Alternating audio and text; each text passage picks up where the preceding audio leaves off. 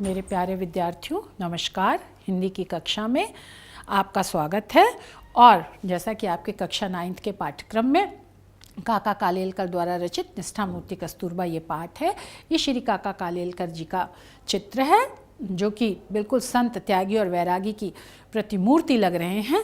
और वास्तव में ये लग नहीं रहे हैं, इन्होंने ये संतता का, वैराग्यता का और त्याग का हम सबके सामने आदर्श उदाहरण भी प्रस्तुत किया है, जैसा कि इनके जीवन परिचय में हमने आपको बताया भी है। और खुद भी इनका जीवन परिचय अगर कहीं मिले तो विस्तार से पढ़िएगा और इस तरह से आप इनके आदर्श गुणों से परिचित हो जाइएगा।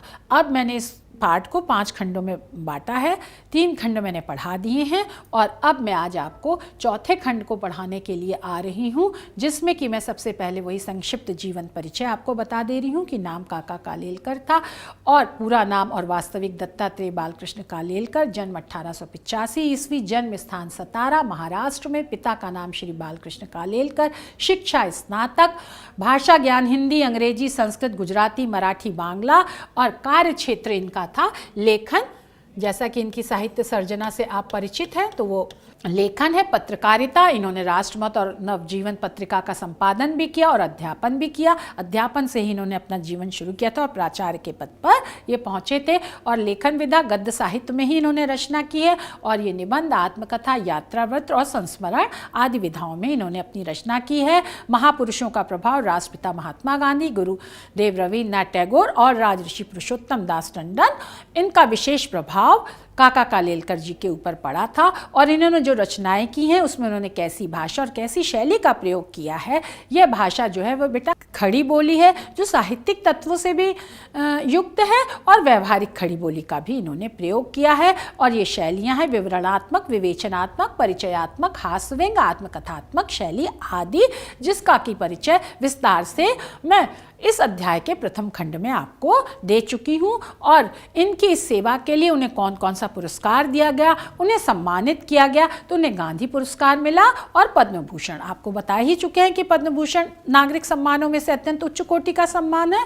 और इनका निधन जो है वो सन 1981 ईस्वी में हुआ। और साहित्य में जो स्थान है कि हिंदी भाषा के प्रचारक के फैलाव के रूप में इन्होंने हिंदी भाषा को राष्ट्रभाषा, राजभाषा बनाने में अमूल्य योगदान दिया है और इस तरह से इनका साहित्य जगत में मूर्धन्य और श्रेष्ठ स्थान है। आशा है आप इनके जीवन परिचय से अच्छी तरह से परिचित हो गए होंगे। और अब मैं जो पाठ का नाम है और जिनके ऊपर ये पाठ लिखा गया है, निष्ठा मूर्ति कस्तूरबा, जिनका जन्म 1869 में हुआ था और जिनकी मृत्यु 1944 में हुई थी और जिनका ये चित्र है जो वास्तव में एक वात्सल्यमयी माँ के रूप में हमारे सामने आ रही हैं। और जैसा कि इस पाठ का नाम है निष्ठा मूर्ति कस्तूरबा और छायावाद के प्रमुख कवि श्री जयशंकर प्रसाद ने भी अपने कामायनी महाकाव्य में जो नारियों के लिए लिखा है कि नारी तुम केवल श्रद्धा हो, विश्वास रजत नग पग तल में, पीयूष स्रोत सी बहा करो जीवन के सुंदर समतल में। तो ये जो भाव है यह निष्ठा मूर्ति कस्तूरबा के ऊपर बिल्कुल ही सटीक उतरता है। और इन्हीं भावों के संदर्भ में ही, चाहे वो विश्वास हो, चाहे वो श्रद्धा हो, चाहे वो त्याग हो, चाहे वो बलिदान हो, इन्हीं संदर्भों में हम निष्ठा मूर्ति कस्तूरबा के गद्यांशों की व्याख्या कर रहे हैं। और जैसा कि मैंने आपको बताया कि कुछ कठिन शब्द हैं, मैंने पिछली कक्षाओं में भी बताए थे, लेकिन फिर भी मैं इसमें ले आ रही हूँ कि अगर किसी को कोई समस्या हो तो एक बार फिर इसको देख लेगा, जिससे उसका अभ्यास हो जाएगा, पुनरावृत्ति हो जाएगी और इन शब्दों के अर्थ उसके दिमाग में बैठ जाएंगे। तो ये शब्द अर्थ हैं। और अब हम उसके बाद जो कस्तूरबा के जिन गुणों को लेकर के ये पाठ लिखा गया है, उन गुणों को हम चर्चा कर ले रहे हैं, उन गुणों के बारे में कि संस्मरणात्मक निबंध, जैसा कि हमने बताया है कि जिसमें संस्मरण और निबंध दोनों की विशेषताएं होती हैं, जिस रचना में वो संस्मरणात्मक निबंध कहलाता है। और इनमें राजमाता कस्तूरबा के पातिव्रत धर्म, पतिव्रता स्त्री, अपने कर्तव्य का पालन करना, त्याग करना, संग्रह ना करना, खुद सादा जीवन बिताना और अपनी चीज़ें भी, अपना जीवन तक भी दूसरों के लिए, दूसरों की सेवा में, देश की सेवा में लगा देना और सेवा करना, सेवा के प्रति परायणता मतलब सेवा निरंतर करते रहना, उसके प्रति लगे रहना ही, है ना, कि सेवा परायण है, पूरे जीवन भर उन्होंने सेवा की। ऐसा नहीं कि कुछ समय के लिए सेवा की फिर सेवा छोड़ दी, जीवन भर वह दूसरों की और देश की सेवा करती रहीं। जैसे महान श्रेष्ठ गुणों पर आधारित जीवन की अनेक ऐसी झांकियाँ, झलक इसमें प्रस्तुत की गई है, जो भारतीय नारी के गरिमापूर्ण रूप का अनुपम अद्भुत, जो भारतीय नारी अपने उच्च पद पर आसीन है जिन गुणों के कारण, उसका यहाँ पर विवेचन किया गया है। और जो भाषा है वो शुद्ध साहित्यिक एवं व्यवहारिक खड़ी बोली है, और इसके निबंध में व्याख्यात्मक और विवेचनात्मक शैली का प्रयोग किया गया है। आप व्याख्यात्मक और विवेचनात्मक शैली प्रथम खंड में मैंने विस्तार से बताई है, आप समझ गए होंगे। और साथ ही साथ इस पाठ की आज के संदर्भ में क्या उपयोगिता है, क्या प्रासंगिकता है, उसका भी यहाँ पर लेखक उल्लेख करता है कि जैसा कस्तूरबा का जीवन था वैसा ही जीवन समय के अनुसार उन आदर्शों को अपनाते हुए अपने जीवन को श्रेष्ठता के मार्ग पर हम भारतीय स्त्रियों को ले जाना चाहिए, और तभी भारतीय स्त्री का मान सम्मान बना रहेगा और वे एक आदर्श स्त्री के रूप में हमेशा ही उच्च स्थान पर विराजमान रहेंगी। अब हम, जैसा कि हमने बताया, किसी भी गद्यांश की व्याख्या करने से पहले संदर्भ लिखते हैं जिसमें रचना और रचनाकार का नाम है। तो इसमें प्रस्तुत गद्यांश हमारी पाठ पुस्तक हिंदी के गद्य खंड में संकलित पाठ निष्ठा मूर्ति कस्तूरबा शीर्षक से लिया गया है, और इसके लेखक काका कालेलकर हैं। अब प्रसंग पर हम आते हैं कि प्रस्तुत गद्यांश में काका कालेलकर निष्ठा मूर्ति कस्तूरबा के सच्चे स्वतंत्र प्रेम, आत्मविश्वास व स्पष्टवादिता को प्रकट कर रहे हैं। इन तीन विशेषताओं को ही इन गद्यांशों में प्रकट किया गया है, और उसी के संदर्भ में गद्यांश की व्याख्या आप करेंगे और हम बताएंगे। अब हम गद्यांश को पढ़ रहे हैं कि आगा खां महल में खाने पीने की कोई तकलीफ नहीं थी, हवा की दृष्टि से भी स्थान अच्छा था, महात्मा जी का सहवास भी था, किंतु कस्तूरबा के लिए वह विचार ही असह्य हुआ कि मैं कैद में हूँ। उन्होंने कई बार कहा, मुझे यहाँ का वैभव कतई नहीं चाहिए, मुझे तो सेवाग्राम की कुटिया ही पसंद है। सरकार ने उनके शरीर को कैद रखा, किंतु उनकी आत्मा को वह कैद सहन नहीं हुई। जिस प्रकार पिंजड़े का पक्षी प्राणों का त्याग करके बंधन मुक्त हो जाता है, उसी प्रकार कस्तूरबा ने सरकार की कैद में अपना शरीर छोड़ा और वह स्वतंत्र हुई। उनके इस मूक किंतु तेजस्वी बलिदान के कारण अंग्रेजी साम्राज्य की नींव ढीली हुई और हिंदुस्तान पर की उनकी हुकूमत कमजोर हुई। अब बेटा, प्रस्तुत गद्यांश में जब महात्मा गांधी को गिरफ्तार कर लिया गया और आगा खां महल में रखा, जो कि पूना में है, वहीं पर कस्तूरबा को भी रखा गया। उन्हें गिरफ्तार करने के बाद उन्हें वहां भेज दिया गया था, और लेखक कह रहा था कि वहां जबकि महात्मा गांधी जो उनके पति थे वो उनके साथ ही थे, तो उनको किसी तरह का दुख नहीं होना चाहिए, लेकिन उन्हें फिर भी परेशानी थी, समस्या थी, क्योंकि उन्हें राजमहल की विलासिता नहीं चाहिए था, उन्हें तो देश के प्रति अपने कर्तव्य का पालन करना था, और उस कर्तव्य पालन के लिए भले ही छोटे साधन हो, लेकिन स्वाधीन रह करके अल्प साधनों में भी वह देश की सेवा कर सकती हैं, और पराधीन रह करके वह विलासिता के वातावरण में अपना जीवन व्यतीत नहीं कर सकती हैं।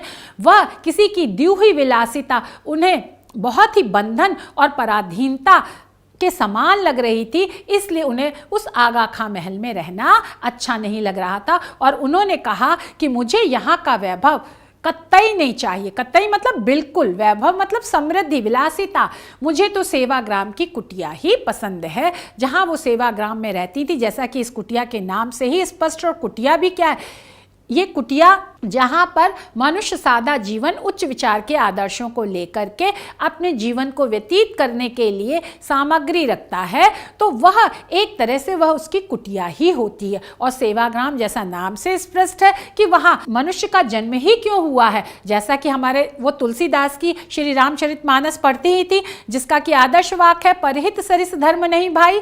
तो दूसरों की सेवा करने के लिए ही हमारा यहाँ पर जन्म हुआ है। और सेवाग्राम, ग्राम मतलब उसमें जो सुविधाएं सब थी, लेकिन ग्राम का जो स्वच्छ सरल सहज वातावरण होता है, उस इन आदर्शों को संकेतित किया जा रहा है, इसीलिए सेवाग्राम की कुटिया ही लेखक ने कहा है कि कस्तूरबा कह रही हैं कि मुझे विलासिता नहीं चाहिए, बल्कि मुझे सरल जीवन चाहिए, स्वच्छ जीवन चाहिए, सेवा का जीवन चाहिए, और जितने अल्प और सीमित साधनों में मैं अपना जीवन निर्वाह कर सकती हूँ, मुझे वैसा ही साधन और वैसा ही घर चाहिए। सरकार ने उनके शरीर को कैद रखा था, सरकार ने तो उनको जेल में डाल दिया था। इस तरह से वो शारीरिक रूप से तो बंधन में थी ही विदेशी शासन के, लेकिन उनकी आत्मा को यह कैद सहन नहीं हुई। और जब उनकी आत्मा को ये कैद सहन नहीं हुई, इसका मतलब उनकी आत्मा ने उनके शरीर को छोड़ दिया। और उनके शरीर को छोड़ने का तात्पर्य यह है कि जब आत्मा शरीर को छोड़ देती है तो मनुष्य का देहांत हो जाता है, मनुष्य का निधन हो जाता है। तो इस तरह से उन्होंने विलासिता का जीवन जीने से अच्छा मृत्यु का वरण करना श्रेष्ठ समझा, जो उनके जीवन का परम लक्ष्य था कि हम सादा जीवन उच्च विचार के अनुसार अपना जीवन व्यतीत करेंगे, स्वाधीनता के वातावरण में जीवन व्यतीत करेंगे, जितना हम परिश्रम और मेहनत से एकत्र कर सकते हैं उन्हीं साधनों में हम अपना जीवन व्यतीत करेंगे। तो इन आदर्शों के विपरीत जाकर के जब उन्हें समृद्धि के वातावरण में पराधीनता के बंधन में रहना पड़ा, तो यह उन्हें स्वीकार नहीं हुआ, असह्य, यह उन्हें सहनीय नहीं था, यह उन्हें अस्वीकार्य था। तो उन्होंने अपने शरीर का परित्याग करने को ज़्यादा श्रेष्ठ समझा और इस तरह से वो अपने आदर्श में कायम रहीं और जीवन का अंत भी उन्होंने उसी आदर्श के अनुसार किया। यहाँ पर लेखक यह बता रहा है कस्तूरबा गांधी के बारे में। और जिस प्रकार पिंजड़े का पक्षी, जैसे लेखक यहाँ पर बता रहा है कि पक्षी को सबसे ज़्यादा अच्छा लगता है कि वो उन्मुक्त आकाश में स्वतंत्रता पूर्वक उड़े, ऐसे ही मनुष्य जो होता है उसे सबसे अच्छी स्वाधीनता लगती है, स्वतंत्रता लगती है, आत्मनिर्भरता लगती है, स्वावलंबी होना अच्छा लगता है। लेकिन अगर उसी पक्षी को सोने के पिंजरे में कैद कर दिया जाए और सोने के कटोरे में दूध भात खिलाया जाए, लेकिन वह खुश नहीं होगा, वो एक समय के बाद अपनी स्वतंत्रता का हनन होने के कारण सोचते सोचते अपने प्राणों का परित्याग कर देगा। वैसे ही कस्तूरबा ने भी किया, क्योंकि उन्हें स्वाधीनता पसंद थी, अपनी मेहनत का खाना पसंद था और देश सेवा पसंद थी, लेकिन कैद में वो ये सब नहीं कर पा रही थी, तो इसलिए उन्होंने अपने प्राणों का परित्याग कर दिया अपने आदर्शों की रक्षा के लिए। यहाँ पर लेखक यह कह रहा है। और जिस तरह से पक्षी बंधन मुक्त हो जाता है, वैसे ही उनकी आत्मा जो है, कस्तूरबा की आत्मा देह का त्याग करके स्वतंत्र हो गई और उसने इस विलासिता के वातावरण को बिल्कुल परित्याग कर दिया कि मुझे यह नहीं चाहिए, और यह करके दिखा दिया अपने प्राणों का बलिदान करके। और फिर उसी प्रकार कस्तूरबा ने सरकार की कैद में अपना शरीर छोड़ दिया, मतलब उनके प्राण निकल गए, उनका देहांत हो गया, वह स्वतंत्र हो गई और इस तरह से वो बंधन मुक्त हो गई। क्योंकि मरने के बाद इस शरीर का क्या हो रहा है कोई नहीं जानता है, लेकिन आत्मा जो है वो अजर है, अमर है। तो इसलिए उनकी आत्मा जो है इस कैद से चली गई और उनके इस मूक मतलब चुपचाप शांत किंतु तेजस्वी, ये इस बलिदान को तेजस्वी इसलिए कहा गया है क्योंकि वह अपने सिद्धांतों पर कायम रही। उनका जो चरित्र था, जो आचरण था, जो कर्म के प्रति जो निष्ठा थी, वह इस बलिदान के द्वारा बिल्कुल स्पष्ट हो गई। इसलिए उनके इस बलिदान को तेजस्वी बलिदान, तेजपूर्ण बलिदान, कर्मनिष्ठ बलिदान की संज्ञा दी जाती है। और इस बलिदान के कारण, अपने प्राणों का न्यौछावर कर देने के कारण अंग्रेजी साम्राज्य की नींव जो है वो ढीली हुई। मतलब नींव ढीली होने का तात्पर्य कि जो नींव, जो आधार जो बहुत मजबूत था, वो एक राष्ट्र माता के इस तरह से निधन हो जाने से, अपने प्राणों का परित्याग कर जाने से वो अंदर ही अंदर हिल गए, कमजोर हो गए कि जब यहाँ के लोग और राष्ट्रमाता इतनी देशभक्त हैं कि वह देश के लिए अपने प्राणों का बलिदान कर सकती हैं, तो अब हम इस देश पर शासन नहीं कर सकते हैं। और हुकूमत मतलब वही शासन कमज़ोर हुई, ढीली पड़ी, कमज़ोर हुई।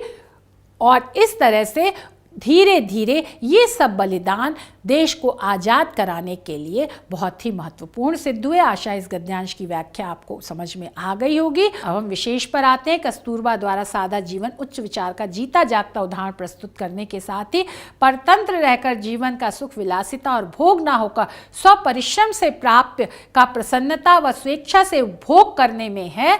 जो भी हमें अपनी मेहनत से मिले उसको हम खुशी खुशी अपनी इच्छानुसार भोगें, उसके अनुसार जीवन जीवन व्यतीत करें, हमें किसी का दिया हुआ मांगा हुआ नहीं चाहिए, भले ही वो हमारे लिए कितना ही लाभदायक हो। इसका प्रत्यक्ष प्रमाण कस्तूरबा ने प्रस्तुत कर दिया। अब ये प्रश्न है और इसी प्रारूप पर आपके परीक्षा में प्रश्न पूछे जाते हैं, तो इन प्रश्नों का आप उत्तर दीजिएगा।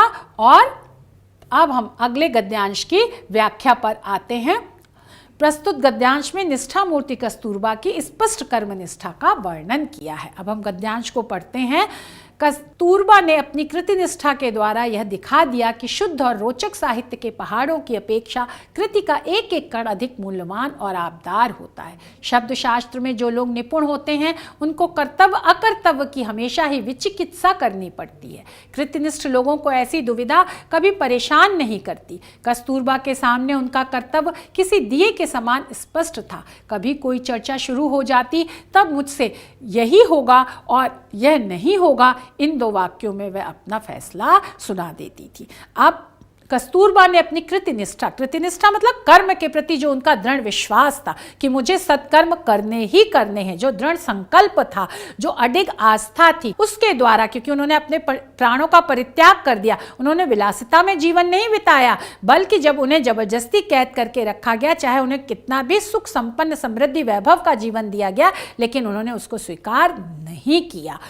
तो दिखा दिया कि शुद्ध मतलब पवित्र और रोचक साहित्य, रोचक जो मन को अच्छा लगे, कि पहाड़ों की अपेक्षा, पहाड़ मतलब पहाड़ क्या होता है, ऊंचा होता जाता है, तो जैसे ही इस तरह के भावों से परिपूर्ण जो पुस्तकें हैं उनका कितना भी ढेर लगा दिया जाए, यहाँ पहाड़ से तात्पर्य ढेर है, लेकिन उसकी अपेक्षा, उनकी तुलना में अगर हम सिर्फ पढ़ते ही रहें, पोथी पढ़ जग मुआ पंडित भया न कोय, ढाई आखर प्रेम का पढ़े सुपंडित हो, चाहे हम पुस्तकें जितनी पढ़ लें, लेकिन अगर हम उसके मर्मों को ना समझें, उसके भाव को ना समझें, उसके सार को और तत्व को ना समझें और समझ भी लें, लेकिन अगर हम उन आदर्श बातों को, सार तत्वों को अपने जीवन में नहीं उतारे तो उसका कोई महत्व नहीं रह जाता है। लेखक यहाँ पर यही कह रहा है कि हमें कर्म करने में विश्वास करना चाहिए, ज्यादा बोलने के अपेक्षा हमें अपने कर्म पर ध्यान केंद्रित करना चाहिए और सद्कार्य करके सबके सामने अपने आदर्श प्रस्तुत करने चाहिए। चाहे हम छोटा छोटा कण मतलब एक एक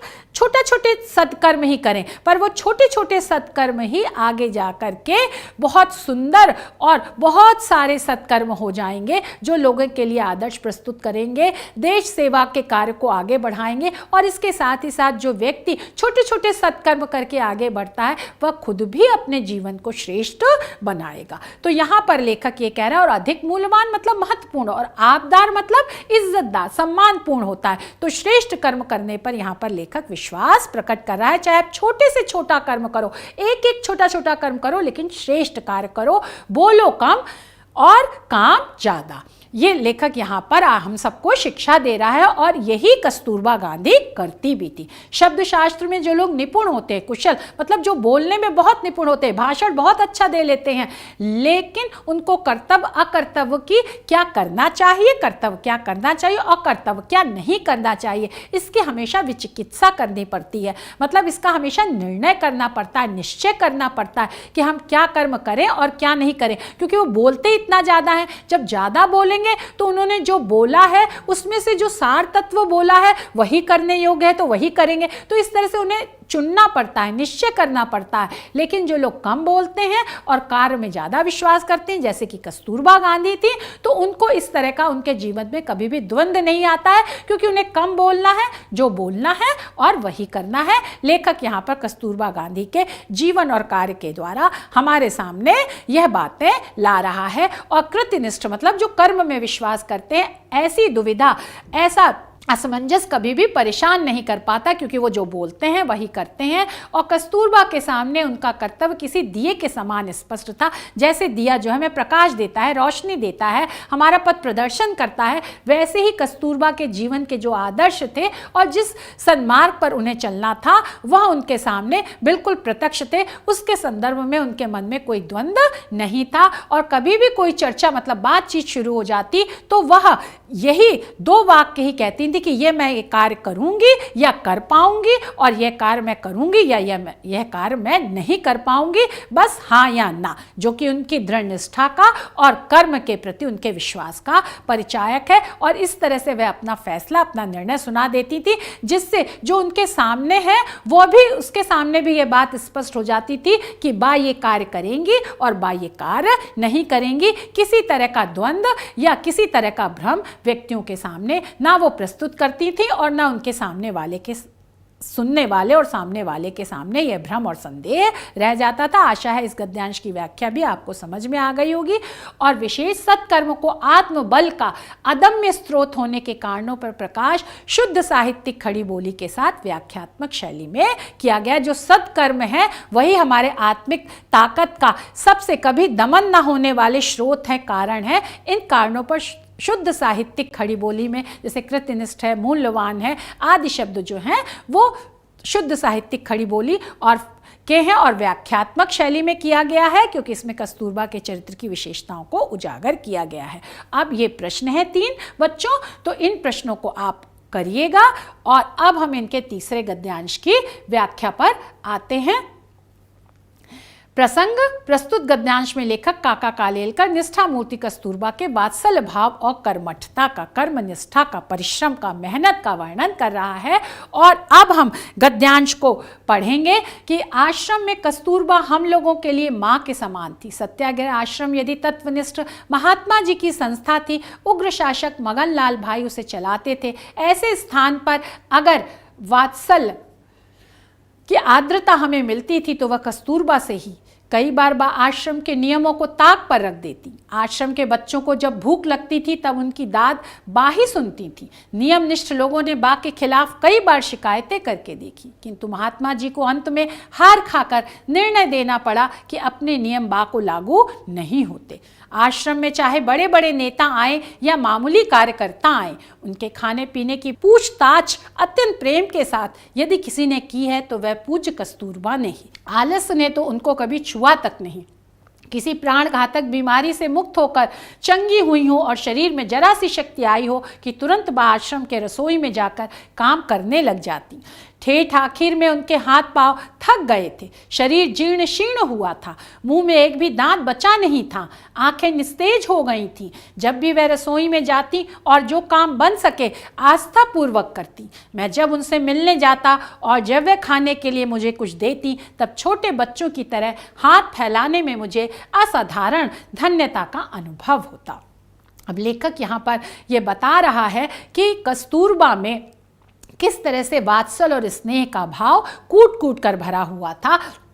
सत्याग्रह आश्रम ये जो संस्था थी और उनके जो अध्यक्ष थे मगन लाल, वह नियम के बहुत पक्के थे, अनुशासन प्रिय थे, लेकिन उसके बावजूद भी अगर किसी को कभी भी भूख लगती थी तो वह जब मगन लाल जी के पास जाता तो मगन लाल जी मना कर देते थे, क्योंकि वो नियमों के पक्के थे कि अब रसोई बंद हो गई है, अब किसी को खाने को नहीं मिलेगा। लेकिन कस्तूरबा एक माँ थी, इसीलिए उन्हें बा कहा गया, राष्ट्रमाता कहा गया कि इतने कठोर अनुशासन में रहना उचित नहीं है। अगर किसी व्यक्ति को भूख लगती है तो असमय भी उसे भोजन देना वह अपना परम कर्तव्य समझती थी। और माँ का ये प्रथम गुण होता है कि उसके बच्चे को जब भूख लगती है तो वो सबसे पहले उसे खाना देती है। तो यहाँ पर लेखक कस्तूरबा की इसी विशेषता को बता रहा है कि वात्सल्य की आर्द्रता, वात्सल्य मतलब प्रेम भाव जो माँ बाप का अपने बच्चों के प्रति होता, आर्द्रता मतलब नमी, है ना।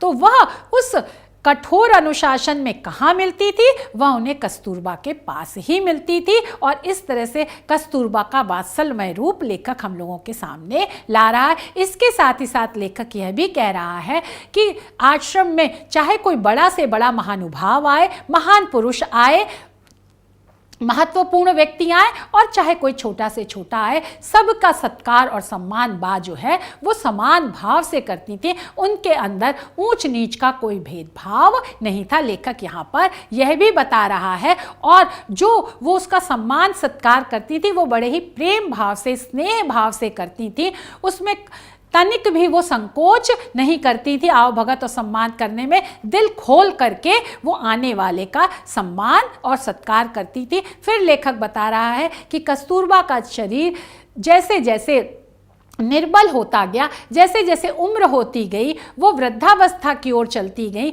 तो और इतनी मेहनत करने के कारण, परिश्रम करने के कारण उनका शरीर दुर्बल हो गया था। उन्होंने इतने कष्ट सहे थे, त्याग किया था, लोगों की भलाई करी थी, लेकिन इसके बावजूद भी वो कभी किसी कार्य को करने में पीछे नहीं हटती थी, आलस्य नहीं करती थी। और यहाँ पर यही लेखक वर्णन कर रहा है कि उनका शरीर धीरे धीरे भले ही थक गया हो, लेकिन उनकी कार्य करने की जो चाहत थी और कार्य के प्रति जो निष्ठा थी वो कभी थकी नहीं थी, वो अथक थी, वो परिश्रमी थी, मेहनती थी, कि आलसपन ने उनको कभी छुआ तक नहीं था। मतलब वो आलस करना बिल्कुल जानती ही नहीं थी। और प्राण घातक कोई उनको ऐसी बीमारी हो गई थी जो जिससे उनके प्राण जाने पर बनाई थी, लेकिन उस जानलेवा बीमारी से भी वो छुटकारा पाकर के जब चंगी हो गई, स्वस्थ हो गई, मुक्त होकर मतलब उससे छुटकारा पाकर स्वस्थ हो गई, और उनको अपने शरीर में, तन में जरा सी भी शक्ति ताकत लगी तो तुरंत बा आश्रम के रसोई में जाकर